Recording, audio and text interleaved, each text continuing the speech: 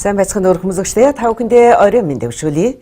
Эрдэнэ телевизийн даваа хэргийн орой мэдээллийн хөтөлбөр эхэлж байна. Эхний мэдээдэн суулъя. Эрдэнэ үйлдвэрийн дулаан цахилгааны төвд хийгдэж байгаа 48 мегаваттын хүчин чадалтай 4 ширхэг турбин генераторыг суйрлуулах өргөтгөл ажил 80% гүйцэтгэлтэй байгааг төслийн багийнхан онцолж байна.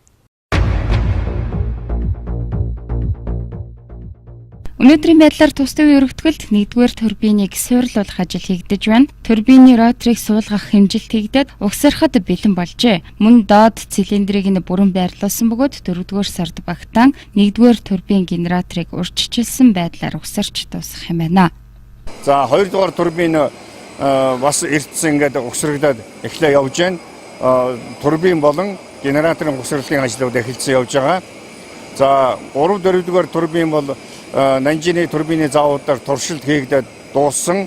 Генератор турбины ачлалтад болоод ингээд энэ 4-р сар энэ сүүл гэхэд 4-р сар гэхэд одоо Эрдэнэт ажлын байран дээр ирэхээр ингээд бэлтгэж байна. За турбины туршлага тоноглолууд бол ерөнхийдөө угсрагдаад нэлээд сайн ингээд явж байгаа. Ялангуяа 1-р турбины туршлага тоноглолын угсрал бол нэг 80% ингэж явж байна. Ер нь бол энэ төслийн ажил бүхэлдээ хэвийн сайн явж байгаа. Өргөтгөлийн ажлын механикийн угсралтууд бүрэн хийгдэж дууссан. Мөн шугам хоолой угсралт 70% гүйцэтгэлтэй ажиллаж байна. Дулаан цахилгааны төвийн өргөтгөх төслийн ажлыг Монгол болон Хятад улсын 200 гаруй хүний бүрэлдэхүүнтэй баг хамтран гүйцэтгэж байгаа. Хятад улсаас тохируулга угсралтын мэргэжилтнүүд эх 7 хоногт нэмэгдэж ирэх юм байна. Орхон аймгийн их хэлний зөвлөлөө өнөөдөр хэвлэлийн баг хурал зохион байгуулж монгол хэлний дүрмзөрчсөн найруулга зүйн алдаатай бичлэг цахимын ертөнцид түгээмэл байгааг онцоллоо. Цахим мэдээллийн 900-д иргэдийн их хэлний боловсролыг дээшлүүлэх шаардлага зүй ёсоор тулгарч байгааг Орхон аймгийн их хэлний зөвлөл онцлоод үндэсний хэл бичих соёлоо түгээн дэлгэрүүлэх нь хүн бүрийн үүрэг байх ёстойг дурдлаа. Тус зөвлөл өнгөрсөн онд төрийн 24 байгууллагын албан бичигт хэл найруулгын дүн шинжилгээ хийж зөвлөгөө өгсөн байна. Мөн үг болон найруулга зүйн алдаагүй зөв бичдэг хамт олныг шалгаруулахад онцгой байдлын газар нийгмийн халамж үйлчилгээний хэлтээс ус цагуур орчны шинжилгээний төв байгаль орчин аялал жуулчлалын газар хөдөлмөрийн хэлтээс татврын газар тодорсон байна. За бид нар энэ их хэлний зөвлөл байгуулснаар бол Орхон аймгийнхаа одоо хэмжээнд зөвхөн ерөнхий боловсролын сургууль цэцэрлэг боловсролын салбарт төдөг аймгийн хэмжээнд үйл ажиллагаа явуулж байгаа хэвлэл мэдээллийн байгууллагууд, төр захиргааны байгууллагууд иргэд рүү хамтсан одоо томоохон хэмжээний 6 зорилт тавиад ингээд одоо ажиллаа. За ингэснээр бид нар эхний ээлжинд одоо хамгийн гол нь одоо тийм ээ иргэдийн дуу хоолой болж идэг хэвлэл мэдээллийн байгууллага руу нэлээд анхаарч ажилласан байгаа. За ингээд энд одоо ажиллаж байгаа сэтгүүлчдийн одоо хэл яриа найруулга за одоо урсдаг цар тийм ээ гарч байгаа мэдээллийн зөв чөтгөрмөн алдаагүй байх энд бол нэлээд анхаарч ажилласан. Орхон аймгийн их хэлний зөвлөлөөс өнгөрсөн он зохион байгуулалтын томоохон ажлын нэг нь Монгол хэл бичгийн хичээлд шинэ арга зүйг нэвтрүүлэх шин санаа 2016 төвийн бүсийн наадам байсан бөгөөд тус сургалтанд 8 аймгийн 20-од багш оролцож ур чадвар их хэл бичгээ түгээн дэлгэрүүлэх туршлага судалсан байна. Төвийн бүсийн аймагуудын шин санаа 2016 Монгол бичгийн цахим хичээлийн ур чадрын уралдаанд дэд байр эзэлсэн. За энэ тэмцээнд оролцсноор монгол хэлний төвийн бүсийн аймагуудын багш нар хоорондоо ур чадвар, заах арга зүйгээ судалсан юм ач холбогдолтой тэмцээн уралдаан болсон.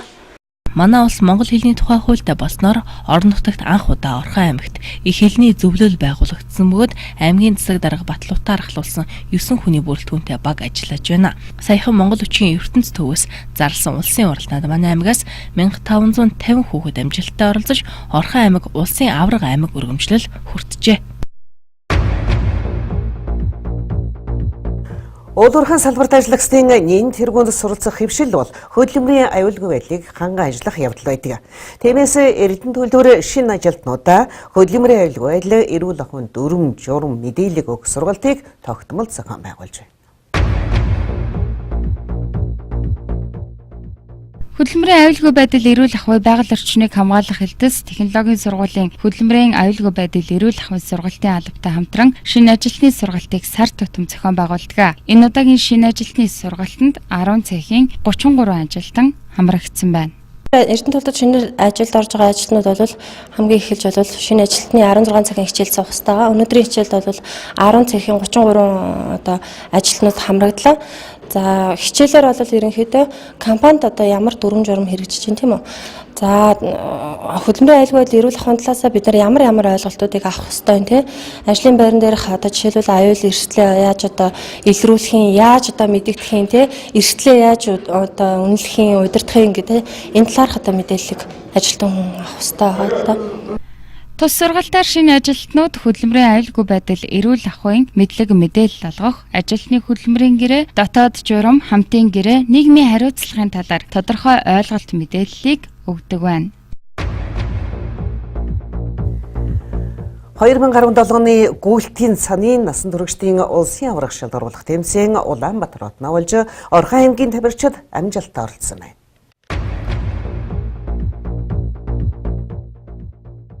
Өөр хангаа архангаа булган төв дархуул хинти зэрэг 9 аймаг спорт хорооны насан туршидтай манай аймгийн ирээдүйн одод сургуулийн тамирчин хүүхдүүд өрсөлдсөн нь энэ удаагийн тэмцээний онцлог боллоо. Гүйлтийн цааны насан туршидын улсын аврах шалгаруулах тус тэмцээнээс ирээдүйн одод сургуулийн тамирчин 11-р ангийн сурагч инх жимэг, Должин сүрэн, Ариун болд нар цааны спортын дид мастер, 15-р сургуулийн 11-р ангийн сурагч Эрдэнэ Очир спортын мастрын болцол хангасан байна. Гэтэ ер нь энэ жил бид нар бэлтгэлээ сайн хангасан учраас бас насан туршидтай оролцоход бас гайгүйсэн. Заавал насан туршид илүү бас төв амин тэр урд нь одоо энэ өсвөрийн усаагаас ялагдсан хүмүүсээ бас ялахын төлөө зүтгэж тэгээд үзсэн. Энэ тэмцээнд оролцоход болсон Хүрэл Адрагш болон их жаргал багш хоёр багштай сургуулийн бүх хамт олондоо баярлалаа гэж хэллээ. Гүйлтийн цааны улсын аваргын тэмцээнээс медаль хүртсэн 6 тамирчин эх 4 сард Оросын албаны улсын эрхүү хотод зохион байгуулагдах олон улсын холын цааны марафон гүйлтэд оролцохоор бэлтгэлээ хангаж байна. Эрдэнэ төлөвийн хөгжлийн эзэн инновацийн төв Отгон бэлгийн нэрмжид технологи сургууль хамтран оюутнуудынхаа дунд Эрдэнэ PhD тэмцээнийг амжилттай зохион байгууллаа. Өнгөрсөн 7 хоногт Эрдэнэт PhD тэмцээнийг эхлүүлж байгаатай холбогдуулан оролцох технологийн сургуулийн оюутнуудад сургалт зохион байгуулсан байна. Pitch өдрлөг буюу pitch тэмцээн гэдэг нь залуу энтерпренеруудыг гарааны бизнесээ маш богино хугацаанд хэрхэн зөв оновчтой танилцуулж сонирхогч этгээдийн анхаарлыг татах вэ гэдэгт сургаж дадлагжуулах зорилготой уралдаан юм а. Сургалтын маань гол зорилго нь бол оюутнуудын бизнес санааг яаж төсөл болгох вэ гэдэг үндсэн дээр хөгжлийн хилцтэй хамтран сургалтыг явууллаа. Мөн энэ сургалтыг явуулсны үр дүнд бол энэ тэмцээнийгээ бид нар 3 сарын 31-нд оюутныхаа дунд зохион байгуулна. Энэ зохион байгуулалтанд шинжлэх ухааны технологийн үндэсний паркаас бас мэргэжилтэн ирж бас эдгээр тэмцээнийг маань шүүж өгөх юм аа. Мөн энэ төслийг хүрээнд бид нар 3 сарын 10-нд нь технологийн сургуулийн багш ажилчдынхаа дунд PhD тэмцээнийг мөн бизнес санааг төсөл болгох энэ сургалтыг зохион байгуулад энэ сургалтанд маань бол манай технологийн сургуулийн багш ажилчид бол 100% хамрагдсан. Энэ төслийг бол 4 сарын 14-нд буюу мөн зохион байгуулахдаа шинжлэх ухааны технологийн үндэсний паркийн мэргэжилтнүүд ирж бас энд шүүгчээр ажиллана. Pitch тэмцээнд бизнесийн санаагаа танилцуулах, шинэ бизнес эрхлэх хүсэлтэй оюутан бүр оролцох боломжтой. Тэмцээний ялагч оюутан 2017 оны төгсгөлд болох Demo Day үйл ажиллагаанд оролцож, хөрөнгө оруулагчдад бизнес санаагаа танилцуулах хэрэгтэй болсноор ирээдүйд гарааны бизнес эрхлэх эхлэл нь тавигдах юм байна. Манай мэдээллийн хөтөлбөрөөр зочны ярилцлагын цагаар үргэлжилж байна.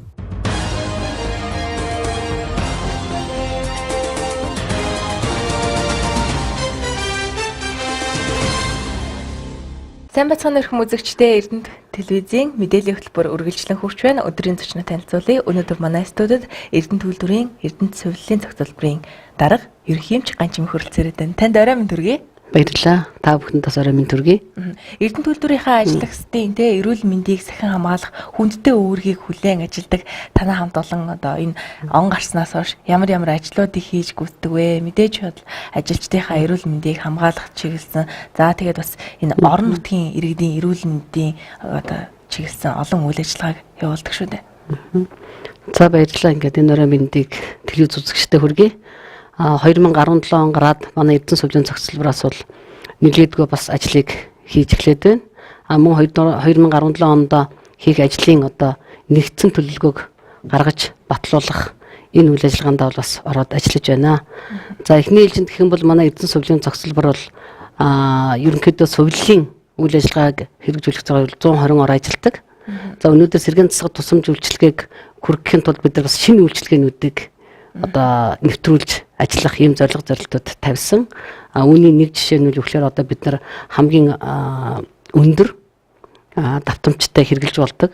Хамгийн бага зардлаар үр ашиг сайтай одоо хүмүүсийн бие махбодыг сэргээх мөн одоо хүнд ажлын дараах үеийн сэргээн засах тусламж үйлчилгээг үзүүлэхийн чиглэлээр үйл ажиллагаа явууллаа. Ингээд манай 2 төрлийн аппаратыг бол ашиглалтанд оруулсан. Эндээ бол одоо даралтад массажны агаарын даралтад массажны аппаратыг ашиглалтанд орууллаа.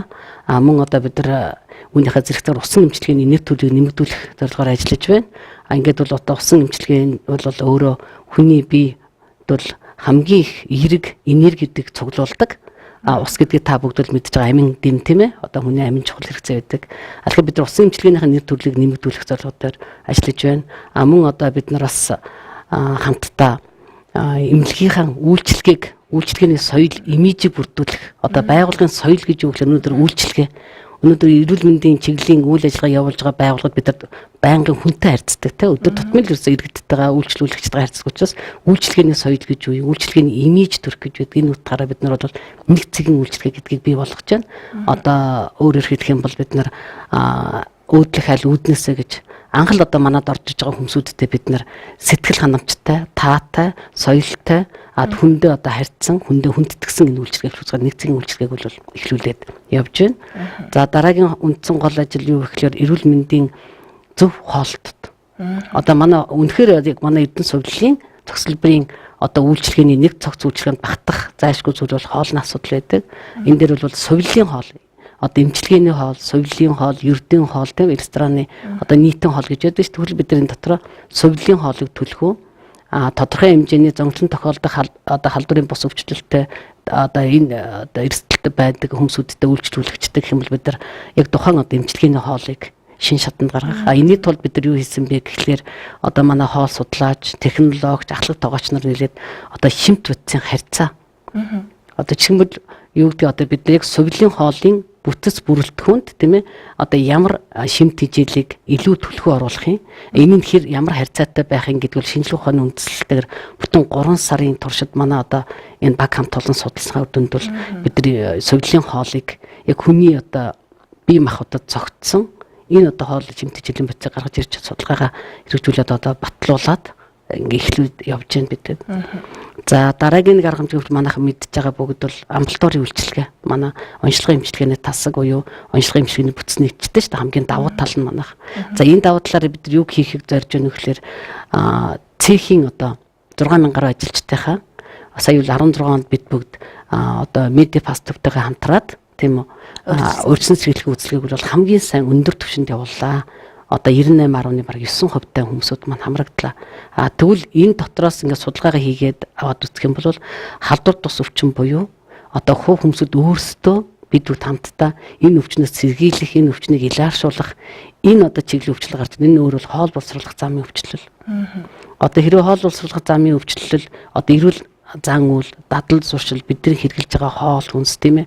Бидний ажиллаж байгаа ажлын орчин тэгээд мөн өөрийн одоо сэтгэл зүгээс шалтгаалсан мөн одоо өөрсдийнх нь одоо зан үйлээс шалтгаалсан юм өвчлүүд байна л да. Тэгвэл архи тамхины хэрэглээ байна тийм ээ. Одоо ажил амралтаа зөв зохицуулах хэрэгтэй байна. Одоо хүнд одоо ажил хийснийхаа дараа тийм хүн төгсөлд ажилласныхаа дараах үед одоо өөрсдөө амраах яг тэр амралтынхаа цагийг өөртөө зохицуулах зөв хоолтыг одоо хэрэглэх тийм ээ дасгал хөдөлгөөнөөр хичээлэх гээд энэ бүгд рүү чиглэсэн эрүүл ажилтан бодлогын хүрээнд бид нар ажилд буцаан оруулах хөтөлбөр гэдгийг бол бид нар бас судлаад боловсруулад явж байна. За энэ ажлын хүрээнд бол яг амбулаторийн чиглэлээр бид нар цех нэгжлэр очиж ажиллах. За энэ урьдчилан сэргийлэх үзгийн үр дүнгээр аваад үзэх юм бол урьдчилан сэргийлэх арга хэмжээг хэрэгжүүлж болох ийм одоо ажил үйлчилгээ бол бидэнд харагдаж байгаа. Энэ юу гэхлээр бол одоо тухайн одоо даралт нэгтдэг тийм ээ зүрх судасны өвчлөлтэй мөн дотроос одоо ходоод элэг цусны одоо ВИЦ вирусын одоо вирустэй гэсэн юмнууд гарлаа шүү дээ. Тэгвэл энэ дээр бид нар ямар одоо эрүүл мэндийн хөтөлбөр програм одоо манайх ярьдаг сүлжээний таныг програм гэдэг шиг бид нар яг энэ хүндээ тохирсон эмийн болон эмийн бус эмчилгээний хавсарсан ийм төлөвлөгөө хөтөлбөр гаргаж хүн бүр төр гэсэн. Энийг хүн бүр төр хэн хийх вэ гэхээр яг цэг хэмч юм. Одоо цэг хэмчнэр бол хүн бүрийнхээ 10 20 жил одоо энэ хүмүүсээ хянаад гараад суусан шүү дээ. Тэгэхээр энэ чиглэлээр бид нар эрүүл мэндийг дэмжих буюу эрүүл мэндийг хамгаалах, эрүүл мэндийг сайжруулах үйлчилгээ гэсэн үг. Энэ гурван дэмжих, хамгаалах, сайжруулах үйлчилгээ нэгэн зэрэг явагдчихэж одоо бид бүгдийн хөдөлмөрийн бүтээнч тэр дундаа тухайн хүний маань ажлын амьдралын чанар сайжирна гэсэн үг. Тэгэхээр бол хөдөлмөрийн чадвар бууруулахын чиглэлээр бид нар хамтарч ажиллахаар энэ төлөвлөгөөнд боловсруулаад бүр төлөвлөгөө гаргаад энийхээ дагуу одоо бид нар жил болгон сар болгон ажиллаад дүгнэдэг шүү дээ. Тэгвэл энэ сарын дүгнэлт үзүүлэлтвэл хэр зэрэг цэхийн эмч та одоо хідэн хүнийг хөдөлгөөнд хамруулсан. Тийм ээ хідэн хүнийг одоо хооц цусаас сэргэлгээс сургалтанд хамруулав. За тэгвэл тухайн хүн дээр ямар яаж өгөх вэ гэхээр тухайн ажилчин өөрийнхөө төлөө эрүүл мэндийн оноог хэрхэн цуглуулав. Одоо эмч гэдэг нь зөвлөгөө өгөө та энэ сургалтанд сууш үгээд ажил хөдөлмөрөд зохицуулаад хүний нөөцтэйгээ хамтраад бид нар юм хийх гэж штэ. Тэгэхэд тухайн ажилтан өөрөө 10 удаагийн сургалтанд суухаас 5 суусан байх юм бол та эрүүл мэндийн оноогоо тийм ээ бүрэн авч чадаагүй учраас энэ хариуцлага энэ асуудлыг хэн өөрөх вэ? Ажилтан хүн өөрөө өрхнө шүү дээ. Одоо эрүүл мэндтэй холбоотойс. Гэх мэтлэн ингээд яг хамтын оролцоотой бижэж энэ эрүүл мэнд гэдэг зүйл бол яригддаг. Зөвхөн мэрэгжлийн байгууллага биш. Тэгээ энэ дээр бол манай ажилчид бас энэ дээр бид нар ирээдүйд юу хийх гэдэг юм гэхлээр бас манай соёлын ордон байна. Тийм ээ. Спорт ордон байна. Одоо Эрдэнэт цувлал гэдэг. Тэгвэл энэ гурав чи өөрөө яг пирамид шиг тийм үү? Гурвалжин яг адил талд гурвалжин шиг л харилцан холбоотой ээжэд энэ эрүүл ажилтан бодлого хөдөлмөр хэрэгжих. Одоо дасгал хөдөлгөөн хийхэд бүрэн газар байна шүү дээ, тийм ээ. Урлаг соёлоор болно бид нар дуу хөгжмөд яваад тэргээр одоо дуу хөгжмөр стрессээ тайлах. Одоо илүү эерэг энерги авах. Өөрийгөө одоо урт наслуулах, тийм ээ. Ажлын бүтээн нэмэгдүүлэх гэдэг энэ чиглэлийн юмнуудыг бид нар хамтарч ийгээд юм төлөвлөгөөгөө боловсруулаад дууссан явж байна. Ер нь Эрдэнэ төлөвлөрийн ажилчдад бол нийгмийн хариуцлага нэрийн дор маш олон боломжууд нийлдэхтэй байдаг шүү дээ. Тэгэхээр уурхай дагсан уурхайн чиглэлээр үйл ажиллагаа явуулдаг Эрдэнэ төлөвлөрийн маань их дийлэнх ажилчид бас одоо хөдөлмөрийн хорт нөхцөлд бас ажилдаг байдаг. За тэгээд тэдгээрийг мэдээж цех болгоныг цех хариуцсан эмч гэж байдаг. Ер нь үйлдвэрийн ажил хэсгийн маань өвчлөл ямар хувь байна вэ? Дийлэнх зөнхөлж байгаа тэр асуудлууд нь юу байна? Тэгээд жилээс жилд эдгээрийг өөрчлөхийн тулд та бүхний энэ хэрэгжүүлж байгаа шатраатай ажлууд хэр үр дүнгээ өгч байгаа харагдана. За энэ чиглэлээр бол бид нар яг тодорхой төлөвлөлттэй бодлоготой явуулж ирж байгаа. За 2014 онд анх удаа бид нар урьдчилан сэргэлгийн үйлчлэгийн бодлого зарчим гэдгийг тодорхойлсон. За энэ зарчмын хүрээнд бол одоо эренблэгдэж үйл ажиллагаа үе шатгаар явагдаж байгаа. За тэгэхээр бол яг цэг хэмж анхны үйлчлэгийг хийн тийм ээ. Анхны үйлчлэгийг хийгээд шаардлагатай дараагийн тохиолдлуудад илгээн. Анхийн тулд одоо бид нар хэрвээ эрүүл бүлэг хүн амын одоо эрүүл мэндийн бүлгээр нь ангилаад нэг хоёрдугаар бүлэг бол эрүүл буюу хайрцангуй эрүүл бүлэг байдаг. Тэгвэл одоо энэ тосуудыг бид нар биеийн тамирын тийм ээ спорт ордон, соёлын ордонд илгээх, амралт цөвлөлд илгээх энэ үйлчлэгийг хийж байна. За хэрвээ тухайн одоо хүний бие махбод тийм ээ одоо үйл ажиллагааны одоо лабораторийн шинжилгээ тодорхой хэмжээний өөрчлөлт гарсан бол тэрийг дараагийн шатлалын бүсийн онцлог эмчилгээний төв буюу манай нэгдсэн эмнэлэг Медипас энэ дэлгэн эндээ илгээгээд тэндээсээ онцлог батлагдаад тийм ээ эмчилгээ үйлчлэгээ хийлгээд ирэх юм бол дахиад буцаагаад дараагийн шатлал бид нар илгээдэг. Энэ юу гэхээр бол эргээд одоо эмчилгээнийхаа дараах үеийн цэргийн цэцэг тийм ээ одоо сэтгэл засал бусад үйлчлэг явуулж байна. За тэгвэл 3 4 бүлэг гэж байгаа манад. Тэгэхээр 4 бүлэг хүмүүсд болохоор 4 5 дахь бүлэг гэдэг бол хөдөлмөрийн чадвар эрхлэх чадваргүй сууч. Тэгэхээр 3 дахь бүлэг гэдэг бол хөдөлмөрийн чадвартай үйл ажиллагааны алдагдлалд ороогүй, ээнэгчлээ алдаагүй энэ хүмүүсд бол манайх одоо нийт 6000 гаруй ажилчдын чинь бол 4500 бол хэвийн бус нөхцөлд ажилладаг. Тэгэхээр яг энэ бүлгүүдийг аваад өгч 3000 гаруй хүмүүсүүд бол яг энэ бүлэгт хамрагдчихжээ л да. Үйл ажиллагааны алдагдaltaгүй, хөдөлмөрийн чадвараа алдаагүй. Гэхдээ одоо юу гэдгийг нь 3 сарда нэг удаа өвдөд идэх юм, акт аваад идэх юм, байнга аваад яваад идэггүй ш. Тэгэхээр энэ бол өөрөө хөдөлмөрийн чадварыг сэргээх бүрэн боломжтой гэсэн үг. Яг энэ бүлэг дээр тулгуулж бид нар одоо яг 3800 гаруй хүн дээрээ тусгаасан хөтөлбөр боловсруулж ажиллаж байна. Энэ ажиллаж байгаа хүрээнд яхахлаар 170% буюу 50-60% нь яг хувь хүнтэйгээ холбоотой эмчийн зөвлөгөөг хэрэгжүүлж ажиллах. Жишээлбэл энэ дэр бид нар хамгийн үлгэр жишээ хийж байгаа зүйлүүд тогтмол даралт хөтөлбөрийг одоо бид нар шинэ чатанд гаргана. Тэгш нуруу хөтөлбөр гэдэг та бид сонсож байгаа. За тэгэхээр тэгш нуруу хөтөлбөрт бид нар яг одоо нурууны өвчтөй улсуудыг тийм ээ хамруулаад актлист авдагс хүмүүсийг хамруулаад одоо бид нар яг загвар жишээгээр эдлээ ингээд туршиж үзсэн. Одоо бол бид нар тэр туршилтан дээр үндэслээд нэгсэнтэй судалгаа шинжилгээнд дээр үндэслээд бодит үр дүнгээ харах зүйл рүү явж байгаа л та. Эндээс юу ажиллаж байгаа юм гэхээр одоо манайх яг хичээл юуг нь дасгалын заагаад өгнө. За дасгалын зааж өгөөд дараа нь бид нар одоо эмчилгээ эсрэг цэцэмжийнхээ татлаг болон бусад дасгалд оруулаад өгч जैन тийм ээ. Лаа тавих байдаг юм уу одоо шавар тавих. За тэгээд татлаг хийх гэдэг ингээ заагаад өглөө. Тэнгүүд энэний үр дүн юу гэхээр яг хувь хүнээс шалтгаална. 10 хоногийн дотор явлаа. Тэр дасгалыг тогтмол хийгээд өөрийн хичээлээ зүтгэлээ хийгээд хэвшүүлчих юм бол дахиж нурууны өвчнөр өвдөхгүй. Хоёрдугаар гэх юм бол бид нар одоо ямар нэгэн хүнд зүйлийг авах юм бол тонгоогод юм авах болдог шүү дээ. Тэгвэл тонгоож бид нар юм авахын тулд шууд одоо ихцээр ингэж тийм ээ хүмүүс тонгоочтой шүү дээ. Тэр чинь өөрөө яг амцрын бас ийм үетэй байна л да. Үе шаттайгаар одоо яаж өвдгөө нугал зуугаад доошхыг суугаад ингэж тонгоож авах хэрэгтэй бид нар ихцээр ингэж авна. Тэгтэл тэндээс ямар нэгэн булчингийн чангарал үүсэх гэдэг. Тэгвэл энэ одоо зөв хөдөлгөөнийг бид нар ингээд зааж өгч байгаа. За энийг ингээд хэрэгжүүлээд тэр хүн явах юм бол дахиж одоо эмнэлэг дээр үл ирэх асуудал гарахгүй байхгүй. За эндээс юу ажиглаж байгаа гэхээр бол дасгал хөдөлгөөнөө тогтмолжуулж өөрийн болохгүй дадал болохгүйгээс болоод дахиад одоо юу гэдэг халуун хүүтэнд бас тийм ээ одоо хит их хөлстэй халуун хөстэй ажиллаж байгаа одоо манайхан житгэж ямар халуун ингээл ингээд зэрүүцээ тухайн орчингоо мэдрэхгүй хувь цундраа нинглэгч байдаг юм. Энээс үүдэлт одоо ийм өвчлүүд ус гарч байгаа учраас энэ тэгшнүрүү гэдэг хөтөлбөрийн үр дүн бол зөвхөн тэр дасгалыг хийж хэвших өөрийн болгох л байна. Тэгээ энэ дээр бол яг хийж хэвшихгүй байгаа даа манайх 3 сарын дараа ч юм уу 2 сарын дараа нөгөө хүмүүсд нь би дахиад дасгалдаа явъя гэд. Энэ маань өөрөө буруу дадал гэсэн үг. 21 дадал гэд бид нар яваад байгаа шүү дээ. Эрүүл мэндийн 20. Тэгэхээр хамгийн бодит жишээ бол энэ байж. Тэгэхээр бид нар энийг бол илүү ахад бас шинэ чатанд нь гаргаж хүний оролцоог илүү одоо идэвхжүүлэх энэ л чиглэлээр явж ирж байна. За тогтмол дадал гэхлээр бас яг адилхан. Нэгдүгээр хөдөлгөөнтэй холбоотой. Зүрх судасных бас адилхан, тийм ээ? Хоолтой холбоотой.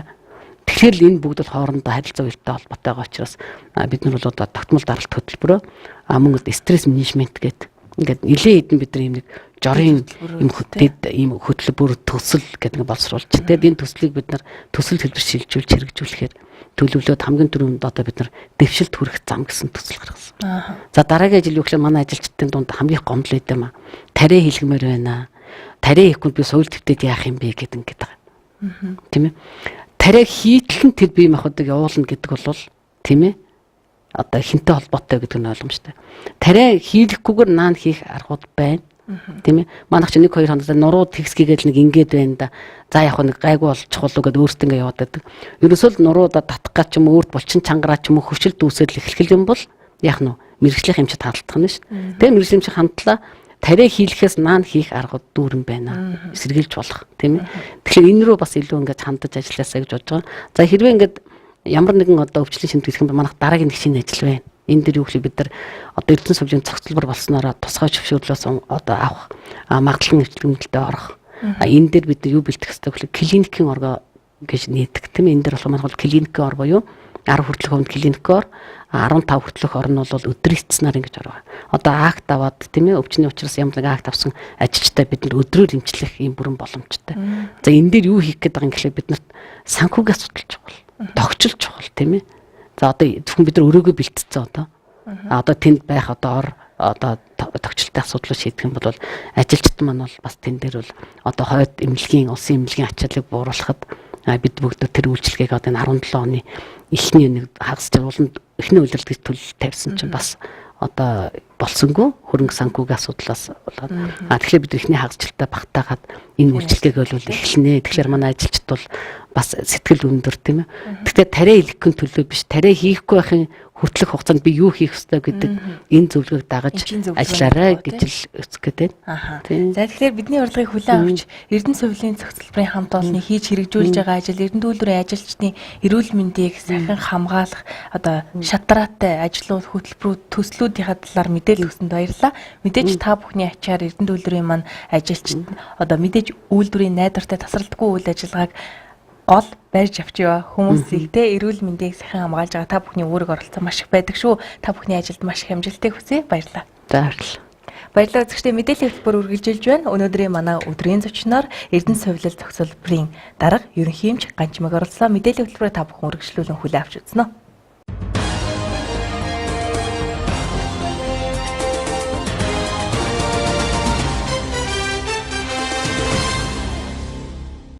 Зочин сэтгүүлч хоёр та баярлалаа. Одоо та хүргэлжлүүлэн улс орон болон дэлхийд дахин дөрсөн онцлог үйл явдлын дараах мэдээллийг цахим утаснаас бэлтгэснийг хүлээн авна.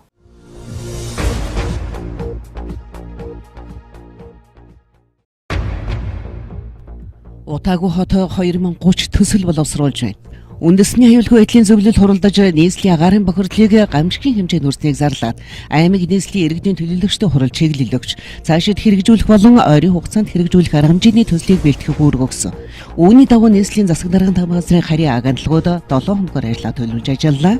Нийслэлийн агаарын бохирдлыг бууруулах газраас хэд хэдэн арга хэмжээ авснаа тус газрын дарга дэлгэрэх танилцууллаа. Тэрээр Утаагүй хот 2030 төсөл болон нийслэлийн засаг даргын 2016-аас 2020 оны үйл ажиллагааны хөтөлбөр тусгах зайлшгийг хийгээд эхэлсэн байна. Мөн нийслэлийн агаарын чанарыг сайжруулах дөрвөн бүсэд мэргэжлийн хяналтын 269 байцаагчид агаарын чанарт хяналт тавих давхар эрх үүрэг өгсөн байна. Эдгээр байцаагч одоогийн байдлаар 1316 иргэн аж ахуйн нэгж шалгалт хийж 1034 мэдэгдэх утас тараасан байна. Газар дээр нь 3,195,000 төгрөгийн торгуул тавьсан байна. Мөн нийслэлийн хэмжээнд үйл ажиллагаа явуулдаг өөрийн зовходод хяналт шалгалт хийж эхэлжээ.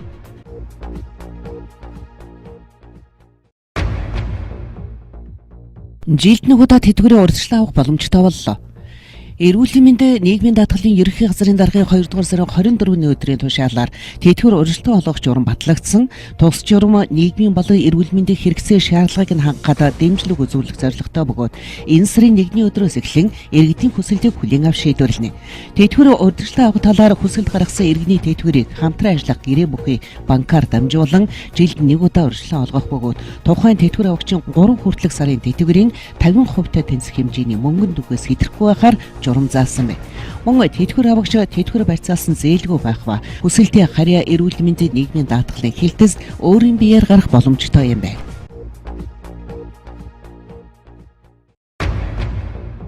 Гялгууруудны хэрэглийг багасгахыг уриаллаа. Нийслэлийн байгаль орчны газраас гялгууруудны хэрэглийг хязгаарлаж даамын тор хэрэглэхийг уриалж байна. Хог хаягдлын тухай хуулиараа тэг 1025 мм болон түүнээс нэмгүй гут хэрэглэх импортлохыг хоригдсон. Орчны бохирлыг бууруулахын тулд гялгууруудны хэрэглийг хязгаарлах шаардлагатай. Гялгуурууд хамгийн багадаа 100 жилийн дараа хөрсөн шингэдэг гэж нийслэлийн байгаль орчны газрын дарга Баттуулга хэллээ. Технологи төрийн бас байгууллагатай хамтран байгаль орчныг хамгийн их бохирдуулдаг дахин боловсруулах үйлдвэрүүд ашигладаг хит нэмгийн гялгуурууд хэрэглэнээс бүрэн өсөн хасах гялгууруудын хэрэглийг хязгаарлах талаар гялгуур утгагүй өдөртөө болгосон наашлагыг гаргасан байна.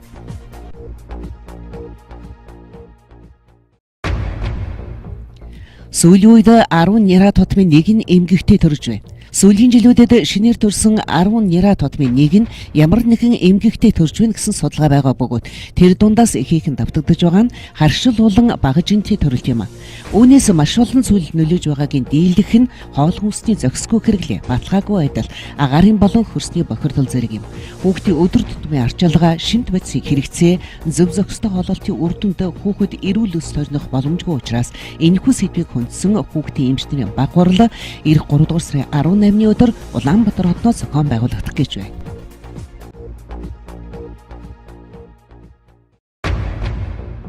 Өвлийн тусгай олимпийн наадамд оролцох баг тамирчтай хөдлөө. Оюуны бэрхшээлтэй иргэдийн тусгай олимпийн өвлийн наадам 3 дугаар сарын 14-өөс 25-ны хооронд Австри улсын 4 хотноо болох гэж байна. Тус наадамд эх орноо төлөөлөн хурд хүч авах самбаагаас сорь өрсөлдөх тамирчдыг үдэн гаргах ёслолоо спортын төвөртөнд боллоо. Уг наадамд 107 орны 3000 гаруй тамирчин өвлийн спортын 9 төрлөөр өрсөлдөнө. Энэ удаагийн олимпийн наадам ялалт байгуулагдмын туслаач хэрэг би ялж чадахгүй бол ялалт авч ирэх оролдлогыг минь зоригжуулаач урианд оруулна. Бөмбөгт хоккей, гүйлтийн сан цасны гуталтай гүйлтийн төрөлд 14 тамирчин 3 дасгалжуулагчийн бүрэлдэхүүнтэй оролцох юм байна.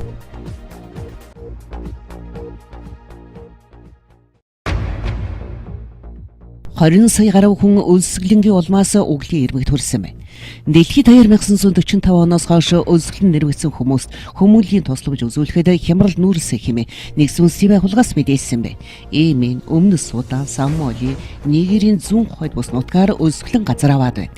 Дээрх дөрвөн оронд ойролцоогоор 20 сая гаруй хүн өлсгөлөнгийн улмаас өвглийн ирмэгт хүрээд байгааг нэгдсэн улсын байгууллагын хүмүүлийн асуулаарх тэргүүн Степен Овервен онцолсон байна.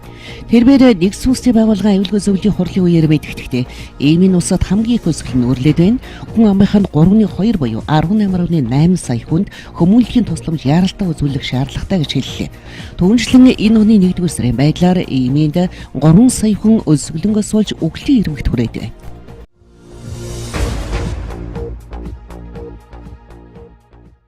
Мэдээллийн хөтөлбөрөөр төгсгөлдөө хотуудын ойрын 3 хоногийн цагаагаар мэдээ арилжааны банкудаас ирүүлсэн валютын ханшийн мэдээллийг хүргэе.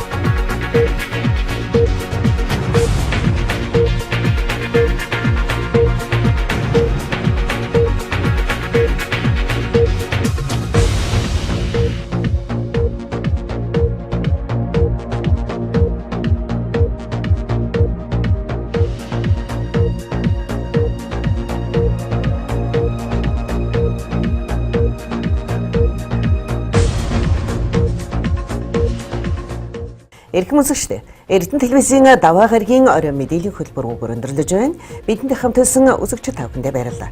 Та бүхнийг маргааш ажил амжилт хүсье. Баяртай үзэгчдээ.